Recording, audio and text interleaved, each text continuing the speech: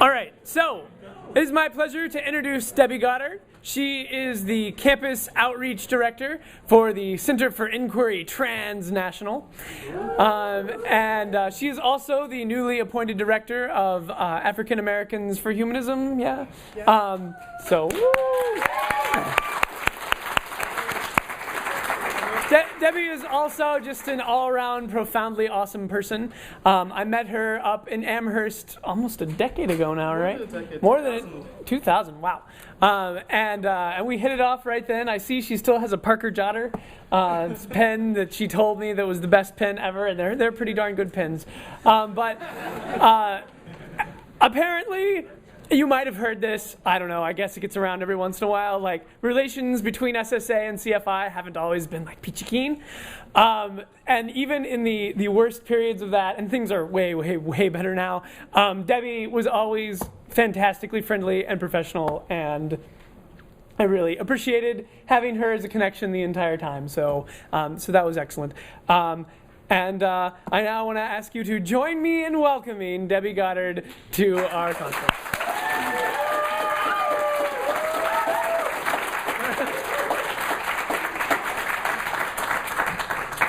Thank you, August. So I have a big topic here, and I've done this presentation in some version a few times now. I did it in one place, and someone else said, "Oh, can you do that here?" And I went and did it there, and then someone else said, "Oh, can you do that here?" And I did it there, and I've never gotten through it in less than 40 minutes. So I'm going to go real fast, but I cut out about a third of my slides. Some of them are pretty pictures and graphs, and so I will just go like this and say, "Look at the pink." Bam. Okay. Back at me. No, back at pink. I'm on a horse. How'd that happen? But there's some things I always like to start with, and that's definitions, because I did philosophy, and you have to start with definitions.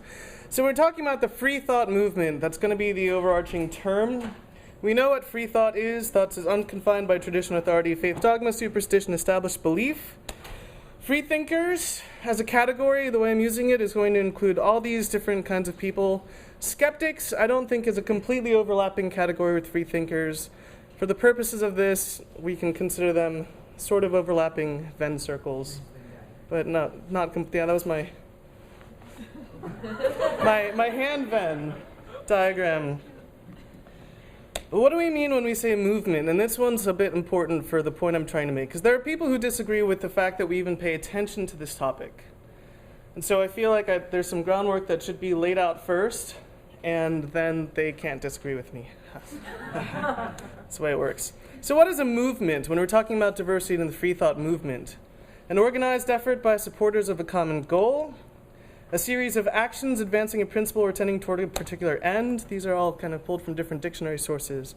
And my favorite, a diffusely organized or heterogeneous group of people or organizations tending toward or favoring a generalized common goal.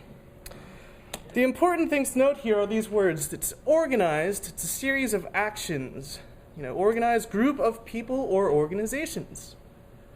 So it's not the lone freethinker sitting in the living room or lone skeptic saying, "Damn those Bigfoot believers." It's when people, yeah, they do, we know, right?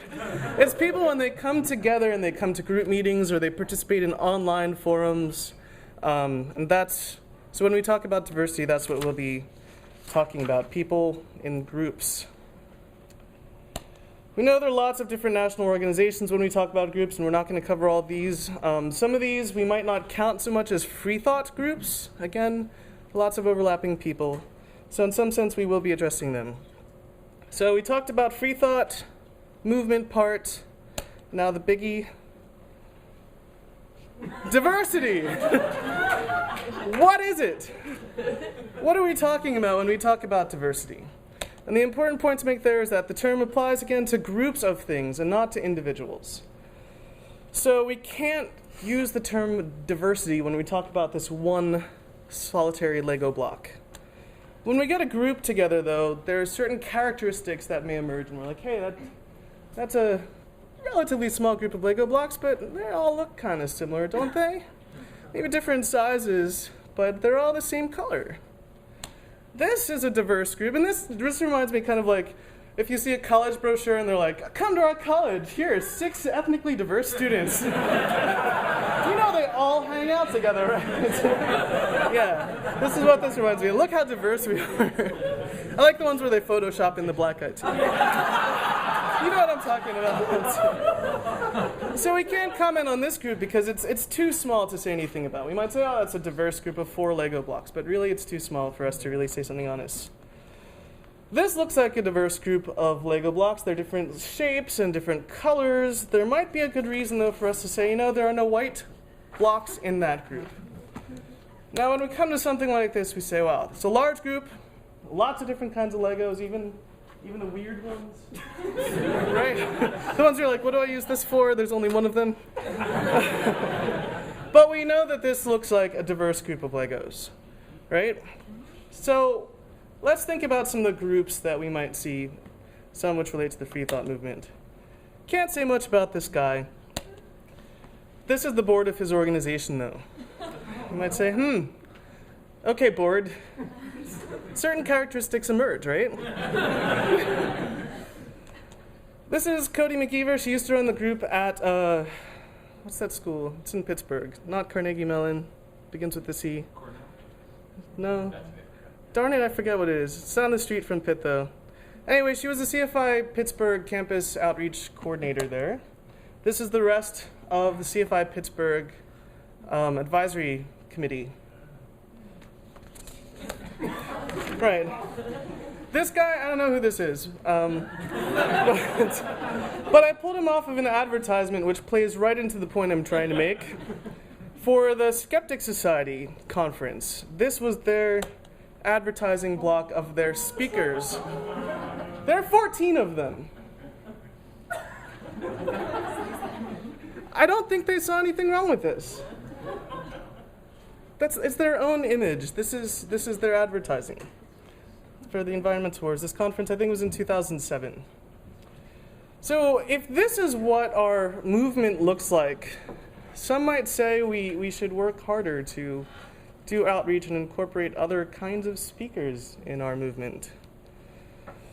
It sort of looks like this, maybe, at least as a public face. I put together a couple of slides of some of the leaders and public voices of our movement. I actually added you in here, August, and Amanda.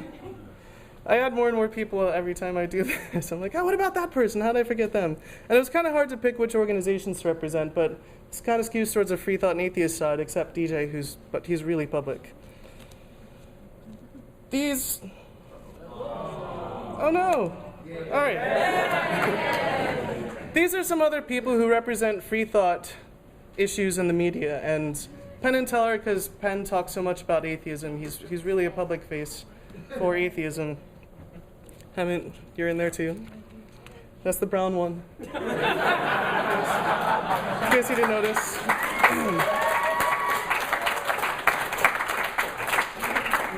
A coworker of mine some time ago gave a presentation about the roots of Freethought and Humanist movement, and he goes back to the slide, which I yoinked from his presentation because he did it on my computer. And I thought, if that's what it looked like, it hasn't really changed much. And also, I don't like the fact that he used a slide to say that this is, what humanism used to look like. These are the people we're talking about. So when we look at diversity, there are a lot of different things we could be referring to. And here are just a couple, besides the basics: age, race, sex, income, education level, sexual orientation, religious beliefs, etc.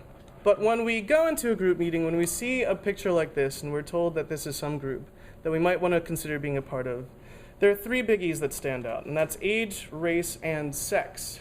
And we're not going to talk about age much because we're going to focus more on doing diversity outreach and stuff to college students, and they mostly fall in one big age category.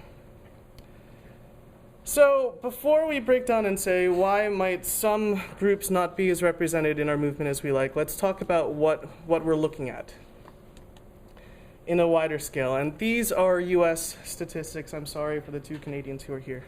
Or Canadian and a half. I did your presentation at Ontario, so I have StatsCan data, but I actually cut some of that out. This This is US Census statistics from 2005, 2007, so it's not the exact census stuff. I'm kind of excited when they come out with the next stuff, because there are going to be some changes. The big yellow category is white, the purplish one is black African American, the 4.3% is for Asian. It goes down from there. Some people asked why Hispanic Latino wasn't on this. If you did a census form, you probably saw that that's considered an ethnicity and not a race in the US. It's an overlapping category. So you can be white and also Latino, in which case you're only appearing this as white, say. For something that adds up to more than 100% that shows how people are reporting themselves, this one does that, and it shows that about 14.7% of the population reported itself as Hispanic Latino. This is general US statistics. But what does it look like for the people that we're probably most likely to reach out to? People who report as secular or not having a religion. The US Census doesn't collect that information. They stopped back, I think, in the 30s. So 10 years ago, there was an American Religious Identification Survey done by a university. And they figured that about 14.1% of the population reported itself as some version of secular non-religious. As you see, very little of that. Very few of them said actually atheist. Most of them said no religion, which probably means spiritual but not religious. Of course, every organization that we've been talking about here was like, 14%! Look at us, we've got the power. Of course, we're going to do that, right? Let's look down at that a little. This is a little confusing, but this number across the bottom for total US adults should add up to 100%. For people in these different categories, so they actually include Hispanic as a separate category from, say, white, black, etc. So the numbers don't match up exactly with the Census Bureau data, since it's factored out. But as you see, more people who were in that no religion category compared to the population were white, fewer were black, more were Asian, fewer Hispanic. By age and gender, 52%, again it goes across this way, 52% of the US population is female. Only 41% of those who said they had no religion or were atheists, etc., of that 14.1%, were female. Many more, of course, were young. That's positive information for us as we think about doing campus organizing. The ARIS survey also asked, when it comes to your outlook, do you regard yourself as religious, somewhat secular, or don't know, refused? This is just for baseline. Here's the male-female breakdown, and everything red and pink is religious or somewhat religious. So here we have 19% for male consider themselves secular or somewhat secular, and it's only 13% for female. This is for age, younger people, more secular. Good for us, right? This is for race. And that's a little depressing to me, but 49% of black people reported themselves as religious. Only 28% of Asians, 37% for white. Here we have the secular and somewhat secular. That's a 5%, that's a 7%. For black, white, Hispanic, Asian goes up. This is another reference from a Pew Forum survey that was just done, I think, in February, maybe of last year, where they compared religious beliefs for African Americans to the US population.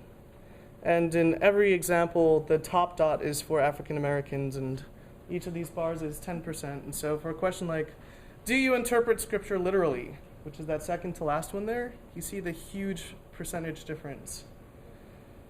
So what conclusions can we draw from this? Women are more religious than men right now. They report themselves as more religious and less secular than men. Older people more religious than younger people, which is kind of interesting when you think about the demographic breakdowns of who comes to community group meetings here. Asians are the least religious ethnic minority, but there are few of them, right? 4% we looked at from the last census stuff. Blacks the most religious. Considering this information, is it any surprise that our movement, our organized group of people and organizations, looks something like this? Not too much, right? When they say, for example, it's uphill to organize in the African American community, they're not kidding. It's uphill to organize in the African American community. Is it still worth it? Maybe, and it depends partly on where you are and what your campus climate is like, what your campus demographics are like. I would say in many cases, yes, it's worthwhile to do outreach specifically to women, ethnic minorities, people of color, but I'm not going to spend much time talking about that because Greta is going to give a fantastic talk on that later today. So why else aren't we attracting some of those groups we talked about to our meetings? Well, here's some meeting topics, and I'm lampooning them a little bit. Why God really doesn't exist. That's a biggie, right? Darwin's impact, evolution versus intelligent design, science is better than faith. These don't appeal as much to some of the people who are reaching out to. Oh, I thought I took that slide out. I'm going to skip that. The point is that there are good reasons why our movement might look like this right now. We also tend to draw people from science and philosophy fields. Did I say that right? Science and philosophy fields, we know that they tend to be male-dominated. They tend to be white-dominated. We're drawing people from colleges. There's certainly ethnic barriers in college. Good reasons for this to look like this. So the movement lacks diversity for a bunch of different reasons. So what? Why should we care about diversity? Again, I cut much out from this because I know Greta is going to address much of this later tonight. But some basics. Critical thinking is improved by diverse ideas. I know I learned a lot from talking recently to Baptist protesters at the Mormon pageant, so I got lots of different ideas that I wasn't familiar with before. I was raised Catholic, my dad's Jewish. Hearing what other religions say about, say, science was really surprising to me, or the American story, which Mormonism's big on. Surprising to me. Or I saw once a debate between Dan Barker and an imam named Hussein Rajabali. And there were new arguments for the existence of God that I had never heard, only having listened to kind of Christian preachers saying, if God and science are incompatible, you gotta go God. This imam was saying God and science are never incompatible, and he had good arguments for that being the case. And I was like, wow, I've never heard these before. If I want to be good at defending my non-belief, I should have responses to this stuff. So critical thinking, which we're for, is improved by exposure to diverse ideas. Diversity breeds diversity. Getting some different kinds of people in your group meetings can help bring other new different kinds of people to your group meetings. And humanism and a lot of the other ideas that we promote, critical thinking and whatnot, should be universalizable. And there's a red squiggly under the line on my screen. I don't care, that's a good word. It should be good for all. It's not just good for some people, right? A lot of times, when I tried to organize at Temple University, I met people who would say, humanism is a Western, hegemonic, Eurocentric idea. I'm not joining your group. And I'd say, no, it's not. Because, shoot, now I... Okay, maybe a little, but it's different. It should be good for all humans. So we should be able to attract lots of different kinds of people. So if we accept this, then we accept that increasing diversity in our movement, which isn't very diverse right now, is important. Now what? What can we do? I have a few ideas. I'm coming up with more all the time, and I'm talking to a lot of people who are interested in this, and I hope if you have ideas, you come to me. I'm going to work on a new online resource for groups, general groups, community groups, and campus groups to do better outreach to attract different kinds of people to their groups. So what can we do? Seriously talk about it. That's step one. And a lot of people are hesitant to do so. And we talked about some of the group, I'll get to that in a sec. So, how can we talk about it? We can have meetings on these topics. What is race? Is it a biological distinction? That's an interesting question. Why are women more religious than men? Why is religion so prevalent in the black community? That can be a neat little history presentation. We can talk about free thought and feminism. We can address different topics than the ones that we're used to addressing in our meetings. We can network with different groups on campus. Kind of the natural simpatico for us to work with a group on campus, well, besides, LGBT groups, Christian groups to do debates, other religious groups to do debates or service projects. But there are lots and lots and lots of campus groups. There are groups that are already there with people who are already interested in spending time involved in extracurricular activities. Think of creative ways to invite those group representatives to speak at your campus group or get your group leaders to speak for their campus group. Consider new service projects, and I'd like to credit Frank Bellamy for suggesting that I add this to my presentation. Not just kind of, work with the Christians and do a service project together, maybe work with the African and African American students group thing to do soup kitchen volunteering or something that serves and does outreach to underprivileged groups with humanistic activities. Be creative, go through your group listing, see what groups are at your campus, think of different ways to work with them. Again, more diverse areas of concern. Our ideas are not just limited to taking pot shots at religion or critically examining religion or talking about ethics or talking about biology or talking about philosophy or talking about Bigfoot and homeopathy. I thought those are all very interesting and we could spend years and years talking just about those things. And new skeptic things come up all the time. But we can also apply critical thinking and humanism and free thought to gender equality issues, to poverty and economic issues. And it doesn't mean that we'll all agree on them or that we should all agree on them. But they're interesting topics for discussion. They can attract new members. You can cross-advertise with other groups on campus. Environmental issues, I think, is big. Work with campus greens. Racism, education system issues, and cultural issues. But I hope this is just kind of a starting point for thinking about different ways that we can work with, oh, I got a red number, work with different groups and attract new members to our movement. I hope you think too that it's worthwhile to do so. Thank you.